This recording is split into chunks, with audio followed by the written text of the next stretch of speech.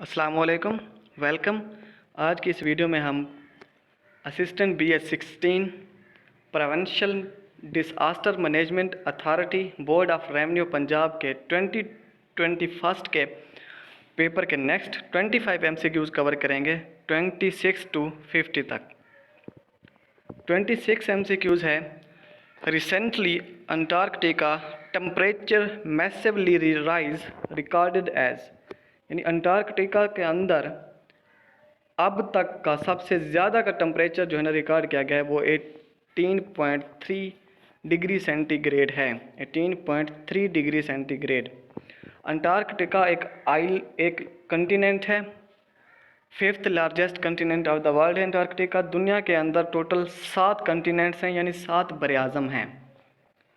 बरआज़म Asia, Africa, North America, South America, Europe, Australia and Antarctica. ये 7 continents हैं दुनिया के अंदर, 7 बरआज़म हैं। उनमें से 5th लार्जेस्ट जो है ना वो अंटार्कटिका है।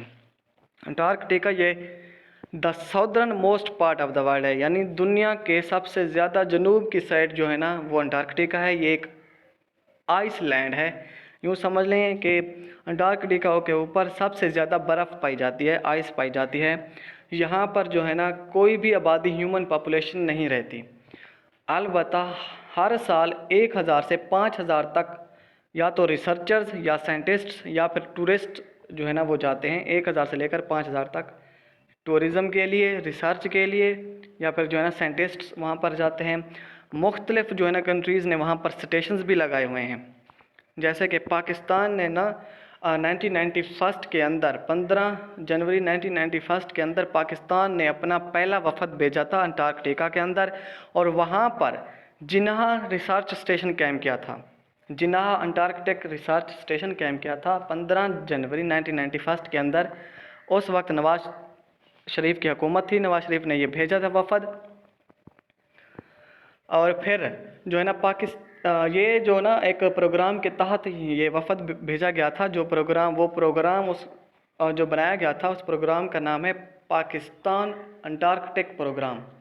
पाकिस्तान अंटार्कटिक प्रोग्राम उसने 1991 के अंदर अपना एक वफद भेजा था, और फिर उस वफद ने अंटार्कटिका पर जाकर एक पहला पाकिस्तानी अंटार्कटिक रिसर्च स्टेशन कायम किया, जिन्ना रिसर्च स्टेशन के नाम से। जिन्ना अंटार्कटिक रिसर्च स्टेशन 1991 के अंदर। इस तरह ना पाकिस्तान जो है ना 15 जून 1992 के अंदर 15 जून 1992 के अंदर scientific committee on Antarctic research का एसोसिएट मेंबर बना, यानी Pakistan became a member of the scientific committee on Antarctic research on 15 जून 1992।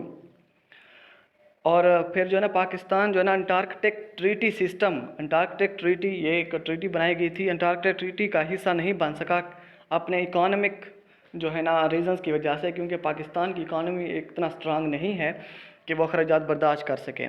इस वजह से जो है ना पाकिस्तान अंटार्कटिक ट्रीटी का जो है ना वो हिस्सा नहीं बन सका। अंटार्कटिक ट्रीटी एक ऐसी ट्रीटी है, एक ऐसी जो है ना एक मुआहदा है, पैक्ट है, जिसके तहत जो है ना मुख्तलिफ कंट्रीज़ जो है ना, मुख्तलिफ पार्टीज़ जो है ना वहाँ पर अंटार्कटिका के ऊपर अपना कंट्रोल जो है ना रखते हैं, यानी अपनी एक हुकूमत कायम करते हैं। यूँ समझ लें कि वहाँ पर एक अपना जो है ना अपनी एडमिनिस्ट्रेशन वहाँ पर चलाते हैं इस अंटार्कटिक ट्रीटी सिस्टम के तहत।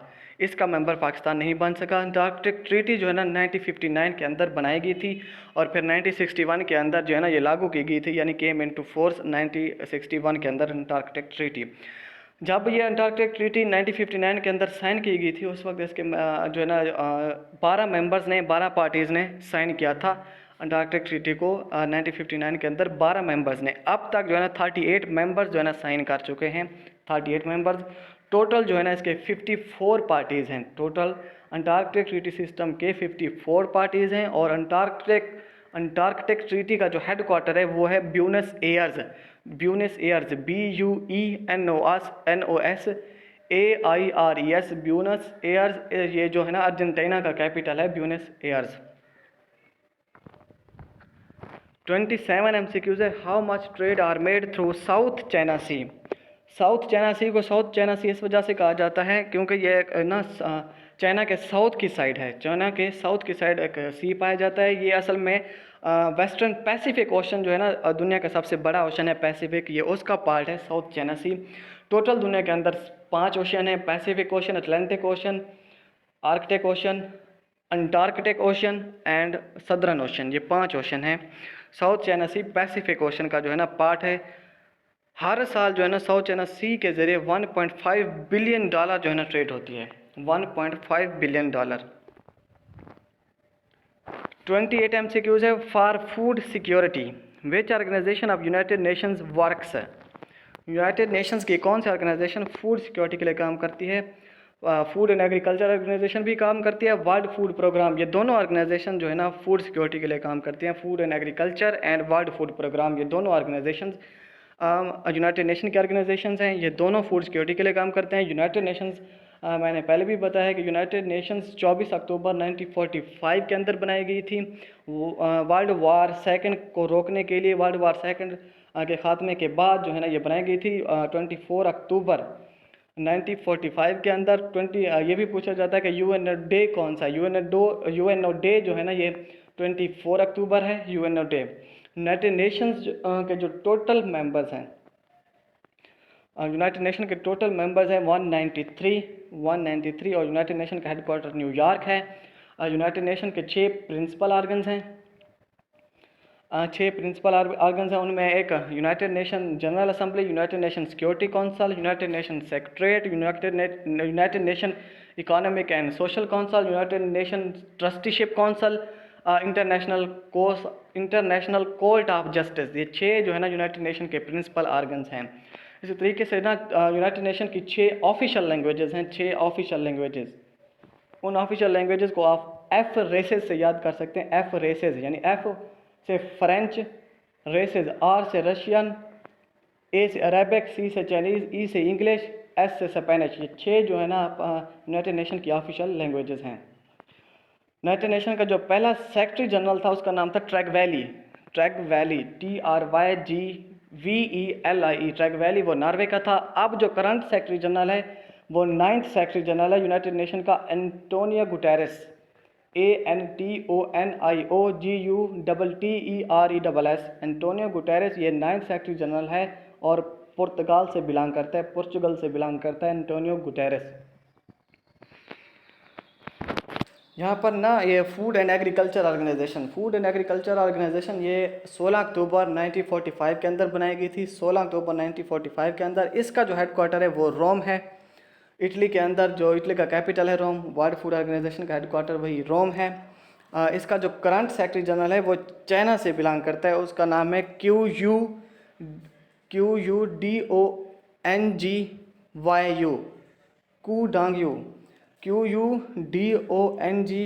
ये करंट सेक्रेटरी जनरल है जो चाइना से बिलोंग करता है फूड एंड एग्रीकल्चर ऑर्गेनाइजेशन का। इसी तरीके से वर्ल्ड फूड ऑर्गेनाइजेशन ये सेम है, वर्ल्ड फूड प्रोग्राम और वर्ल्ड फूड ऑर्गेनाइजेशन एक ही बात है। वर्ल्ड फूड प्रोग्राम जो है ना ये बनाया गया था 1961 के अंदर। 1961 के अंदर ड्वाइट आइजनहोवर ने इसकी बुनियाद रखी थी। ड्वाइट आइजनहोवर जो कि अमेरिका का 34th प्रेसिडेंट था। ड्वाइट आइजनहोवर अमेरिका का 34th प्रेसिडेंट, उसने वर्ल्ड फूड प्रोग्राम की बुनियाद रखी थी। इस वर्ल्ड फूड प्रोग्राम का जो हेडक्वार्टर है वो भी रोम के अंदर है। World food and agriculture organization का भी रोम के अंदर है, वर्ल्ड फूड प्रोग्राम का भी हेडक्वार्टर रोम के अंदर है। वर्ल्ड फूड प्रोग्राम का जो सेक्रेटरी जनरल है उसका नाम है डेविड बीजले, अमेरिका का है डेविड बीजले, अमेरिका से बिलोंग करता है। DAVID, David Beasley, BEASLEY, David Beasley. इन सब पॉइंट्स को ना आप अच्छे तरीके से नोट करते जाएं। 29 MCQs है Serena an invention of University of Tehran. Tehran जो है ना ये यूनिवर्सिटी ऑफ तेहरान जो है ना ईरान के अंदर है, क्योंकि ईरान का जो कैपिटल है वो भी तेहरान है। सरीना ईरान ने एक रोबोट कैम किया है, रोबोट, रूट नहीं है ये, रोबोट इसको कर लें, रोबोट। सरीना एक ह्यूमन रोबोट है जो ईरान ने कैम किया। ये दुनिया के अंदर बहुत ही प्रोमिनेंट रोबोट समझा जाता है सरीना। असल में सरीना जो है ना ये फर्स्ट सेंचुरी BC के अंदर एक हुक्मरान था, उसके नाम पर ये रखा गया है सरीना। 30 MCQs है the capital of Georgia. Georgia का कैपिटल है टीब्लिसी, इसको पढ़ते हैं ब्लिसी, टी खामोश है, TBILISI, टीब्लिसी, ये है जॉर्जिया का कैपिटल। और इसके अंदर 4 ऑप्शन हैं। आकरा जो है ना ये है घाना का कैपिटल। हेलसिंकी जो है ना फिनलैंड का कैपिटल है Helsinki. Port Moresby Papua New Guinea, PAPUA Papua NEW New Guinea, GUINA, उसका कैपिटल है Port Moresby. Recently which country did join eurozone, eurozone किस कंट्री ने ज्वाइन किया? यूरोजोन के अंदर टोटल जो है ना ये 19 मेंबर्स हैं यूरोजोन के अंदर। इसका यूरोजोन का मतलब ये है कि 19 कंट्रीज़ ऐसे हैं जिनकी जो है ना जिनकी करेंसी यूरो है। और ये 19 मेंबर्स यूरोपियन यूनियन के मेंबर्स हैं। यूरोपियन यूनियन के अंदर यूरोपियन यूनियन के टोटल 27 मेंबर्स हैं, उनमें से 19 मेंबर्स ऐसे हैं जिनकी करेंसी यूरो है, उनको यूरोजोन कहा जाता है। और उनके अंदर जो रिसेंटली ज्वाइन किया है वो लिथुआनिया है, लिथुआनिया ने ज्वाइन किया। अगर ये MCQ आ जाए कि which country recently join to European Union, तो उसका वो है क्रोशिया। जिसने यूरोपियन यूनियन को ज्वाइन किया वो क्रोशिया है, जिसने यूरोजोन को ज्वाइन किया वो लिथुआनिया है। क्रोशिया ने 2013 के अंदर यूरोपियन यूनियन को ज्वाइन किया था। लिथुआनिया ने 2015 के अंदर यूरोजोन, यानी इसने कहा था कि मैं अब ना अपनी करेंसी भी यूरो रखना चाहता हूँ, लिथुआनिया ने। अब इसके अंदर 3 कंट्रीज़ हैं। लिथुआनिया का कैपिटल है विल्नियस, VILNIUS, विल्नियस। क्रोशिया का कैपिटल है ज़ग्रेब, ZAGREB, ज़ग्रेब। सेनेगा नहीं है, ये असल में सेनेगाल है, SENEGAL, सेनेगाल ये एक अफ्रीका का कंट्री है। इसका कैपिटल है डकर, DAKAR, डकर, इसका कैपिटल है डकर। इसके अलावा एक और बात आप यहाँ पर जानें, लिथुआनिया जो है ना एक बाल्टिक स्टेट है। बाल्टिक, ये भी क्वेश्चन आता है कि कितनी बाल्टिक स्टेट्स हैं और वो उनके नाम बताएं। टोटल 3 बाल्टिक स्टेट्स हैं। बाल्टिक स्टेट्स का मतलब यह है कि एक यूरोप के अंदर बाल्टिक सी है, उस सी के करीब जो है ना 3 कंट्रीज़ हैं। उस बाल्टिक सी के करीब 3 कंट्रीज़ हैं, उनमें एक लिथुआनिया है, दूसरा एस्टोनिया है और तीसरा लैत्विया है। ये 3 नाम याद करें, बाल्टिक स्टेट्स, बाल्टिक रिपब्लिक्स या बाल्टिक्स, जो भी आ जाए। इनमें से 3 कंट्रीज़ हैं, लिथुआनिया, लैत्विया और एस्टोनिया। लिथुआनिया का कैपिटल है विल्नियस, लैत्विया का कैपिटल है रीगा, RIGA, रीगा। और एस्टोनिया का कैपिटल है एस्टोनिया का कैपिटल मुझे थोड़ा सा भूल रहे हैं। एस्टोनिया का कैपिटल है तालिन, TALLIN, तालिन। 32 MCQs है। Treaty is an international agreement concluded between states in written form and govern by international law embodied in a single instrument और इन अ 2 और more related instruments is provided in which treaty. यानी किस मुआहदे के अंदर ये चीज़ें बताई गई थी कि मुआहदा जो है ना इस तरीके से किया जाना चाहिए। यानी कोई भी ट्रीटी अगर की जाती है, कोई भी मुल्क से, कोई भी कंट्रीज़, कोई भी स्टेट्स अगर एक दूसरे के साथ मुआहदा करती हैं, तो उनके रूल्स और रेगुलेशंस जो है ना किस कन्वेंशन के ज़रिए बताए गए थे। उनके रूल्स और रेगुलेशंस वियना कन्वेंशन के ज़रिए बताए गए थे। वियना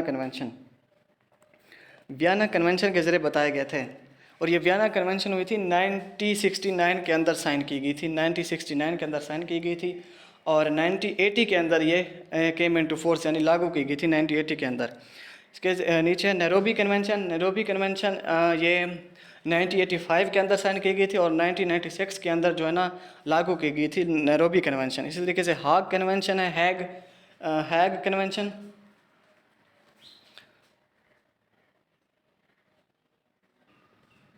हैग कन्वेंशन है, इसी तरीके से हैग कन्वेंशन 1980 के अंदर जो है ना साइन की गई थी और 1983 के अंदर लागू की गई थी।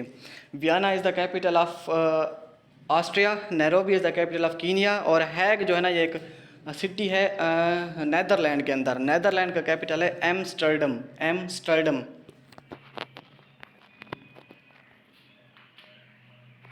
33 MCQs है। When Pakistan first participated in Olympics,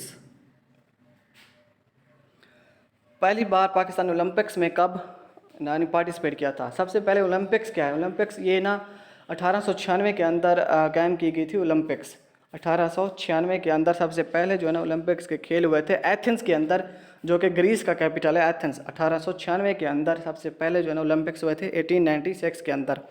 और पाकिस्तान ने सबसे पहले जो है ना ओलंपिक्स को ज्वाइन किया था 1948 के अंदर। 1948 के अंदर पाकिस्तान ने ज्वाइन किया था। अब तक जो है ना 3 गोल्ड मेडल्स पाकिस्तान ने ओलंपिक्स में से 3 गोल्ड मेडल्स जीते हैं अब तक। समर ओलंपिक्स में से पाकिस्तान ने अब तक 3 गोल्ड मेडल जीते हैं। सब पहला जो गोल्ड मेडल जीता था अब वो 1960 के अंदर जीता था रोम के अंदर। दूसरा जो है ना वो 1968 के अंदर मैक्सिको सिटी के अंदर। और तीसरा जो है ना 1984 के अंदर लॉस एंजल्स के अंदर उस वक्त ये ना ओलंपिक्स हो रहे थे। अब रिसेंटली जो है ना ये जो ओलंपिक्स हुए हैं या 2020 के जो ओलंपिक्स हुए हैं ये पहले होने थे 2020 जुलाई टू अगस्त 2020 के अंदर। वो कोविड की वजह से नहीं हुए, फिर 2021 में हुए टोक्यो के अंदर। अब जो नेक्स्ट होंगे 2024 के समर ओलंपिक्स वो पेरिस के अंदर होंगे। 2024 के समर ओलंपिक्स पेरिस के अंदर होंगे। इसके अलावा एक और भी क्वेश्चन आता है कि ओलंपियन पेनिनसुला कहाँ है। ओलंपियन पेनिनसुला ये ग्रीस के अंदर है। और आप यहाँ से भी पढ़ कर सकते हैं कि ओलंपिक्स जो है ना ये ग्रीस से स्टार्ट हुए। ओलंपियन पेनिनसुला भी ग्रीस के अंदर है।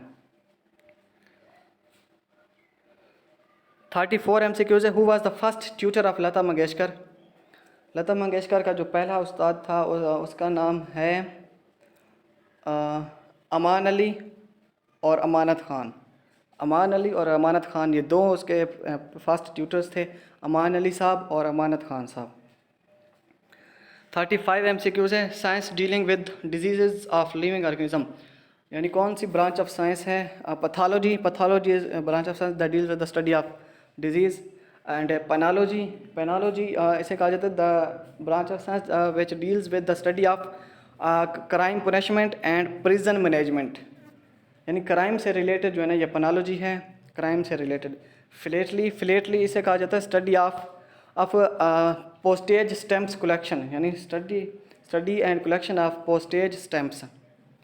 36 MCQs हैं। Control plus N is used for, control plus N ये ओपन न्यू डॉक्यूमेंट के लिए इस्तेमाल किया जाता है। Control plus N open new document. 37 MCQs है। BCC, BCC stand for, BCC होता है ब्लाइंड कार्बन कॉपी, CC होता है कार्बन कॉपी, फिर BCC blind carbon copy. 38 MCQs है। विच is used for open a window, एक website, open a website, website को ओपन करने के लिए ब्राउज़र इस्तेमाल किया जाता है। कोई सी भी वेबसाइट को आप ओपन करते हैं तो ब्राउज़र, आप मुख्तलिफ ब्राउज़र यूज़ करते हैं। 39 MCQs है। Change into interact. Direct and direct का रूल्स ये होता है कि डायरेक्ट एंड डायरेक्ट के अंदर एक होता है रिपोर्टिंग स्पीच और दूसरा होता है रिपोर्टेड स्पीच। जो रिपोर्टिंग स्पीच होती है वो होती है इन्वर्टेड कॉमास से पहले, यानी he said, they said, I said, my said, he said to me. ये जो फर्स्ट पार्ट होता है इसे रिपोर्टिंग स्पीच कहा जाता है। और जो इन्वर्टेड कॉमास के अंदर जो पार्ट होता है इसे कहा जाता है रिपोर्टिंग स्पीच, रिपोर्टिंग स्पीच। अगर वो रिपोर्टेड स्पीच कहा जाता है, जो इन्वर्टेड कॉमास के अंदर उसे कहा जाता है रिपोर्टेड स्पीच। जो फर्स्ट पार्ट है उसे रिपोर्टिंग स्पीच, जो इन्वर्टेड कॉमास के अंदर है उसे कहा जाता है रिपोर्टेड स्पीच। अब फर्स्ट पार्ट के अंदर अगर फ़िलहाल है तो सेकंड पार्ट के अंदर भी प्रेजेंट टेंस होगा। इसी तरीके से अगर फर्स्ट पार्ट के अंदर पास्ट है तो सेकंड पार्ट के अंदर भी पास्ट होगा। फॉर एग्जांपल इधर है कि he said how clever I am, he said how clever I am, तो आप यहाँ पर लिखेंगे he exclaimed that he was very clever. He exclaimed that, उसने ये इजहार किया, एक्सक्लेम किया, हाँ उसने ये इजहार किया ना, इस वजह से हमने एक्सक्लेम यूज़ किया है। मुख्तलिफ ये जो है ना एक्सप्रेशन यूज़ होते हैं। अगर किसी को आप हुक्म देते हैं तो उसके लिए आर्डर, अगर आप किसी के लिए रिक्वेस्ट करते हैं तो उसके लिए आप रिक्वेस्टेड लिख सकते हैं। अगर आप किसी को नसीहत करते हैं तो उसके लिए आप फिर ना सेड की जगह एडवाइस यूज़ करते हैं। तो इसी तरीके से he said how clever I am, इसका है ना वो he exclaimed that he was very clever, he exclaimed that he was very clever. अब आई एम की जगह से ही वाज, क्योंकि अगर रिपोर्टिंग स्पीच के अंदर ही है तो आगे भी ही होगा, क्योंकि वही बयान कर रहा है ना, ही बयान कर रहा है। अगर आप किसी को भी बोलेंगे कि उसने कहा, कि किसी शख्स ने कहा कि वो इतना ज़हीन है, आप ये तो नहीं कहेंगे कि किसी शख्स ने कहा मैं इतना ज़हीन हूँ। 40 MCQs है। I remember my sister taking me to the museum. ये जो है ना सेंटेंस ही उसने डायरेक्ट एंड डायरेक्ट के हवाले से गलत दिया हुआ है, क्योंकि डायरेक्ट एंड डायरेक्ट में जो है ना ये इन्वर्टेड कॉमास का रूल होता है, कॉमास और इन्वर्टेड कॉमास। अगर उसने यहाँ पर इन्वर्टेड कॉमास देखें, उसने ना डायरेक्ट बोल दिया, लेकिन अब हमने ना इसको इन्वर्टेड कमास के अंदर कन्वर्ट करना है। I remember my sister taking me to the museum. I remember being taking to the museum by my sister. Being taken to the museum my sister. 41 MCQ है he says honesty is best policy. एक और बात यहाँ पर जान लें, जो भी यूनिवर्सल ट्रुथ्स होते हैं ना, यूनिवर्सल ट्रुथ्स आलमगीर सच्चाइयाँ जो भी होती हैं वो प्रेजेंट के अंदर होती हैं, तो वो चेंज नहीं होती। चाहे रिपोर्टिंग स्पीच के अंदर पास्ट हो, प्रेजेंट हो, फ्यूचर हो, कोई भी हो, तो वो चेंज नहीं होती। यानी इसका ये बनेगा कि he says that honesty is the best policy. तो इसका ऑप्शन नन ऑफ दीज है। He says that honesty is the best policy. He says that honesty, अगर पीछे ही सेड होगा फिर भी he said that honesty is best policy. Alamgir सच्चाई जो भी होती हैं वो सेम टू सेम रहती हैं, प्रेजेंट के अंदर होती हैं। जैसे कि सूरज जो है ना मशरक़ से तलू होता है, sun rises in the east, sets in the west. ये जो है ना ये सेम प्रेजेंट के अंदर ही रहती हैं, चाहे पीछे पास्ट हो, फ्यूचर हो या प्रेजेंट हो, जो भी हो। 42 MCQs है he said to me leave the room and don't not return. He said to me leave the room, he ordered me to leave the room and forbade me to return. He ordered me to leave the room and forbade me to return. इसका जो है ना ये है he ordered me to leave the room and to not return. इसका option है none of these, क्योंकि he ordered me उसने यहाँ पर दिया हुआ he ordered him, ये नहीं आता, क्योंकि he ordered me उसने मुझे दिया, उसने मुझे कहा कि वो कमरा छोड़ दो और कभी फिर वापस ना आना। तो he ordered me to leave the room and forbade me to return.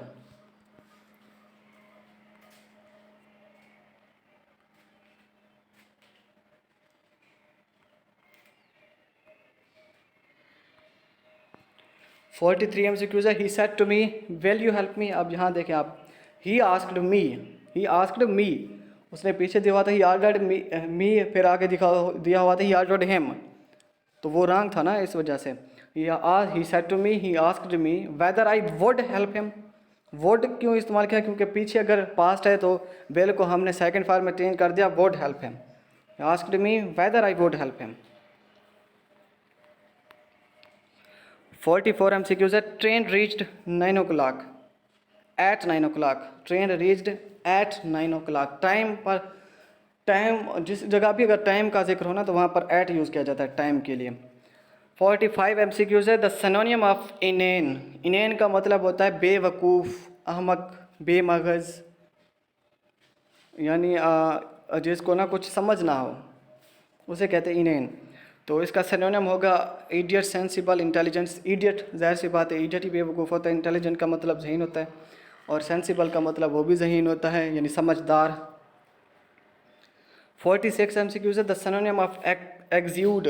The synonym of exude का मतलब होता है किसी भी चीज़ का जो है ना लिक्विड फॉर्म में टपकना यानी निकलना, यानी लिक्विड फॉर्म में एक स्मॉल छोटे से कतरे की शक्ल में निकलना, उसे कहते हैं एक्सूड। तो ऊज़ का मतलब भी यही होता है, ऊज़ का मतलब भी ये होता है कि किसी भी लिक्विड का या किसी भी चीज़ का एक ड्रॉप्स की शक्ल में जो है ना निकलना, टपकना। जैसे हमारे यानी चेहरे से पसीना टपकना, तो ये भी एक्सूड या ऊज़ की शक्ल में आता है। एग्जिट का मतलब होता है बाहर का रास्ता, ओवरफ्लो, फ्लड आ जाना, बहुत ज़्यादा जो है ना हो जाना, बहुत ज़्यादा पानी आना, बहना, ओवरफ्लो। 47 MCQs है the analogy of coffee beverages की एनालॉजी का मतलब होता है सेम रिलेशनशिप कौन सी है, इनके अंदर मुशाबिहत कौन सी है। तो बर्गर और स्नैक्स के अंदर मुशाबिहत है। बर्गर और स्नैक्स के अंदर मुशाबत ये है कि जो बर्गर है ना और स्नैक्स को कहा जाता है कि छोटी सी हल्की फुल्की खुराक जो है ना खाना, तो बर्गर भी एक हल्की फुल्की खुराक है। ये इसके अंदर जो है ना एनालॉजी है। 48 कहा जाता है in the following question the select the related word pair from the given alternatives. Mirage and desert. Mirage और डेजर्ट, इसका रिलेशन ये है कि मेराज जो है ना एक ऐसा फिनोमेना है, एक ऐसा अमल है, एक ऐसा मज़हर है जिसके ज़रिए ना डेजर्ट के अंदर, सहरा के अंदर जब लाइट पड़ती है ना तो वो लाइट जो है ना रिफ्रैक्ट होती है। डेजर्ट के अंदर लाइट की रिफ्रैक्शन होती है, तो इस वजह से जो है ना इसे मेराज कहा जाता है। डेजर्ट के अंदर जो रिफ्रैक्शन होती है मेराज। अब इसी तरीके से जो है ना, जब बारिश होती है, बारिश के मौसम में, बारिश के दिनों में जब लाइट पड़ती है ना बारिश के दिनों में, तो हम देखते हैं कि एक रेनबो बन जाती है। रेनबो आफ्टर बारिश जो है ना, आफ्टर रेन जो है ना, वो एक रेनबो बन जाती है। तो वो भी क्या होती है, लाइट की रिफ्रैक्शन और डिस्पर्जन की वजह से होती है, वो रेनबो बन जाती है लाइट की डिस्पर्जन, रिफ्रैक्शन या रिफ्लेक्शन की वजह से। तो रेन और रेनबो यहाँ पर जो है ना वो होगा। Send this parcel to my address. To किसी भी चीज़ को आप भेजना, टू मनी की तरफ, उसकी तरफ हम भेज रहे हैं, तो वो यानी इस एड्रेस पर भेज रहे हैं, तो टू आएगा यहाँ पर। 50 MCQs है। They decided to buy the house because location would, किसकी लोकेशन, उस हाउस की लोकेशन, यानी it's location would allow them, would be ना, बी यहाँ पर उसने गलत यूज़ किया, would allow them to work every easily, to work very easily. Allow them आएगा, हेम नहीं आएगा, इट नहीं आएगा, क्योंकि इट्स लोकेशन होती है घर की लोकेशन, इट्स लोकेशन। यहाँ तक आज के लिए काफ़ी है। इंशाल्लाह कल फिर नेक्स्ट वीडियो में मिलेंगे 51 से 75 तक। ओके, अल्लाह हाफ़िज़। अगर आपको कोई भी चीज़ समझ नहीं आती तो आप किसी भी वक्त मुझसे पूछ सकते हैं, एट एनी टाइम। मेरे व्हाट्सअप नंबर पर आप मैसेजेस कर सकते हैं। इंशाल्लाह मैं आपके ना पॉइंट्स क्लियर करने की कोशिश करूँगा। आप नोट कर लें, 0337 169 6970 डिस्क्रिप्शन में भी दिया हुआ है। Thank you.